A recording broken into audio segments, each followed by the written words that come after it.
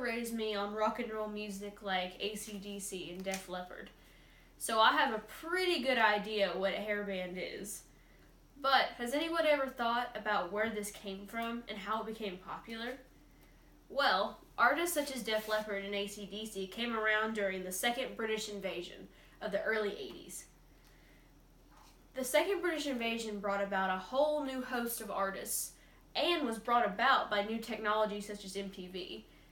But unfortunately, it did have some negative effects on American culture. Some of the new artists that became popular during the early 80s were Def Leppard, whose first most popular album was High and Dry, which was released in 1983. Now, in 1983, this new aesthetic of wild hair and weird, out there clothes wasn't exactly accepted. But in 1983, when their new album, Pyromania, came out, they were at top of the charts. And actually, their album was named a Diamond album, which means they were platinum more than 10 times. AC/DC was another artist that came out in the early 80s. And For Those Who Are About to Rock, We Salute You was the first album to reach number 1 in the UK and the US. Back in Black was their most popular album and was released in 1980 after their frontman, Bon Scott, was killed.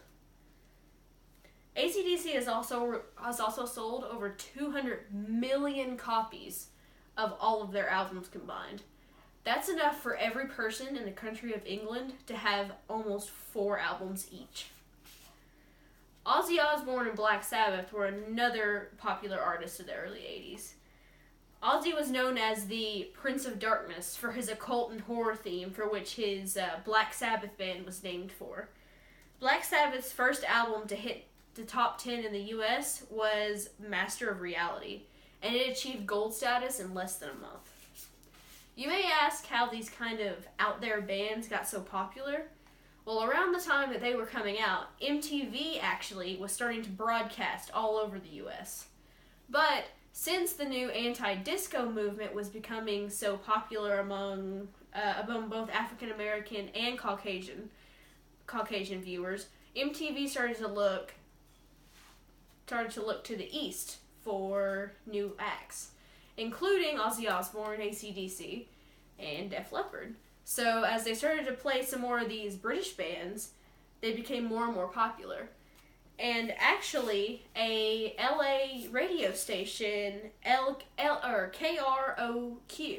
played the first Rock of the 80s format on their radio station, which moved the punk rock era, or the hairband era, from just the TV to also the radio. Now, this new punk rock and hairband era didn't come with just perks. There was a really big decline in country music during this time, mostly because country music was in its renaissance just before these new rock and roll artists came around. But with the new style, the horror and the darker aspects of the punk rock genre, the country music kind of fell out of style pretty quickly. Also, there was a satanic panic during the early 80s because of this music.